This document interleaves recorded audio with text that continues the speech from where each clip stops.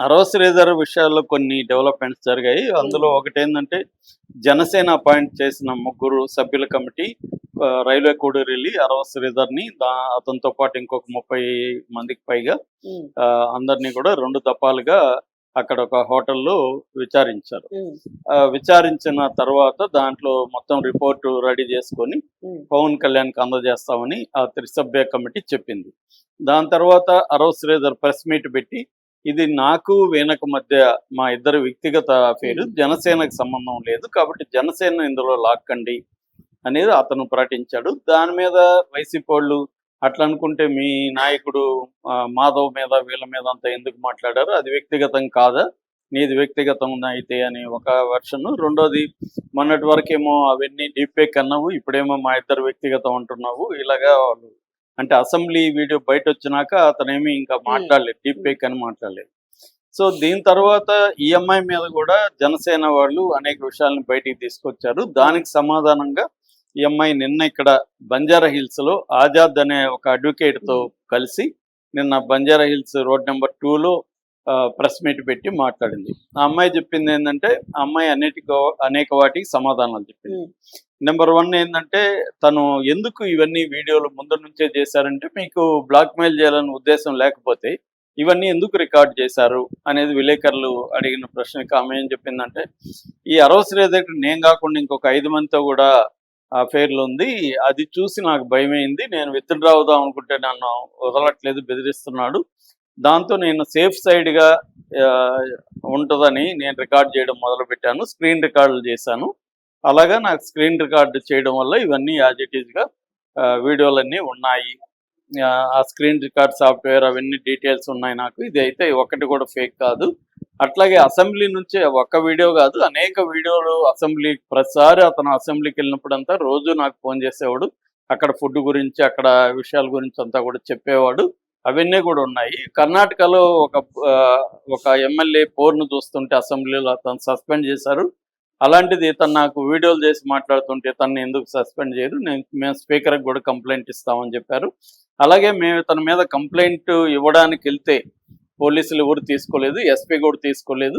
ఆహ్, చివరికి NHRC national human rights commission దగ్గరికి వెళ్తే కమిషన్ ఆదేశిస్తే అప్పుడు ఇతని మీద కేసు పెట్టారు అనేది ఒకటి చెప్పారు.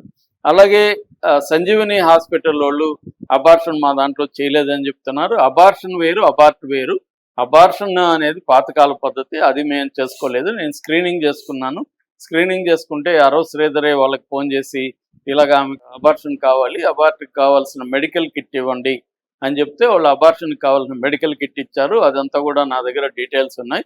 నేను కోర్ట్‌కి రేపు పొద్దున ఇవన్నీ కూడా సబ్మిట్ చేస్తాను అనేది చెప్పింది. ఎందుకంటే సంజీవని హాస్పిటల్ వాళ్ళు మా దగ్గర ఓన్లీ టెస్టింగ్‌కి వచ్చింది తప్ప మేము అబార్షన్ చేయలేదని చెప్తున్నారు. హ్మ్. అబార్షన్ అనేది టెక్నికల్‌గా లేదు గానీ అబార్షన్ కిట్ ఇచ్చారు. అదెందుకు ఇచ్చారనేది ఇప్పుడు వాళ్ళ మీద కూడా ప్రాబ్లమ్ అవుతుంది. అవును. దానికి సంబంధించిన ప్రిస్క్రిప్షన్ కూడా అమ్మాయి నెట్‌లో పెట్టింది. ఇక 25,00,00,000 డిమాండ్ చేసిందనే దాని మీద కూడా ఆమె సమాధానం ఇచ్చింది. 25,00,00,000 అసలు అతని ఆస్తే 3,00,000 అని అఫిడవిట్‌లో పెట్టాడు శ్రీధరు. అట్లాంటిది అతన్ని నేను 25,00,00,000 ఎట్లా డిమాండ్ చేస్తాను? రెండోది నేను డిమాండ్ చేసినట్టు ఏ సాక్ష్యాధారం లేదు.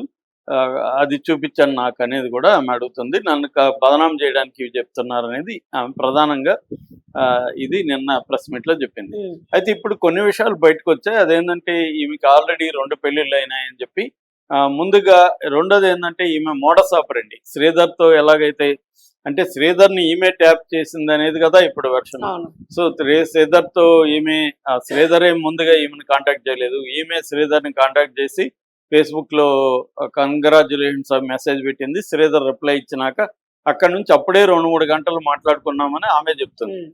అంటే 2, 3 గంటలు మాట్లాడుకొని ఐ లవ్ యూలు అప్పుడే చెప్పుకొని ఫోన్ నంబర్‌లు ఎక్స్‌చేంజ్ చేసుకొని అప్పటి నుంచి ఆమె వాళ్ళ యాక్టివ్‌గా అతనితో అఫైర్‌లోకి ఎళ్ళింది. సో, ఎళ్లి ఇప్పుడు అతను పెళ్లి చేసుకోనన్నాడు కాబట్టి బ్లాక్‌మెయిల్ చేస్తుంది. ఆహ్, ఇప్పుడు ఆమె పద్ధతి గతంలో గూడా ఇంకొక ఇద్దరుతో గూడా ఇలాగే బిహేవ్ చేసింది అని ముఖ్యంగా భవానీ శంకర్ అనే పేరు బయటకొచ్చింది. భవానీ శంకర్ అనే అతనికి గూడా ఈఎంఐ ఫేస్‌బుక్‌లోనే పరిచయం. అతనిది వైజాగ్ హ్మ్. స్టీల్ సిటీనో ఎక్కడో. సో, అతనితో పరిచయమై ఈ అమ్మాయి ఏందంటే, ఈ అమ్మాయి బేసిక్‌గా ఎస్సీ. కానీ రెడ్డి అనే ఐడి పెట్టుకొని రెడ్డిగా లాగే నమ్మించి అతనైతే ఎస్సీ కాదు, కులం నాకు కరెక్ట్ తెలియదు, భవన్ శంకర్ది. సో అతనితో నేను రెడ్డి అమ్మాయిని అని చెప్పి పరిచయం చేసుకొని మెల్లగా అతన్ని అఫైర్లకి లాగి అతన్ని కూడా ఇలాగే చేయగోసుకోమని, నీకు నా మీద ప్రేమ ఉంటే చేయగోసుకో, రక్తం చూపించు నాకు అని బలవంతం చేపించి అతను కోసుకోపోతే కూడా ఈమె కోసింది అనేది కూడా వార్తలు వస్తున్నాయి. అంటే అతన్ని కూడా ఇలాగే డీల్ చేసి అతన్ని కూడా ట్రాప్ చేసి అబార్షన్ నాకు ప్రెగ్నెంట్ అయిందని చెప్పి అతన్ని ఫోర్స్ చేసి పోలీసుల ద్వారా బలవంతంగా కాశీనాయంత సత్రం అని ఉంటది కడప జిల్లాలో, వరికుంట్ల అనే ఊర్లో, అక్కడ పెళ్లిళ్ళు చేశారు. 2018 అక్టోబర్ 15వ తేదీన వీళ్ళ పెళ్లి అయింది అక్కడ. ఆ ఫోటో కూడా చూసాను నేను, పెళ్లి ఫోటో కూడా ఉంది. సో అలాగా అంటే మ్యారేజ్ మ్యారేజ్ సర్టిఫికేట్ ఉంది, మ్యారేజ్ సర్టిఫికేట్ లో పెళ్లి కూడా ఉంది.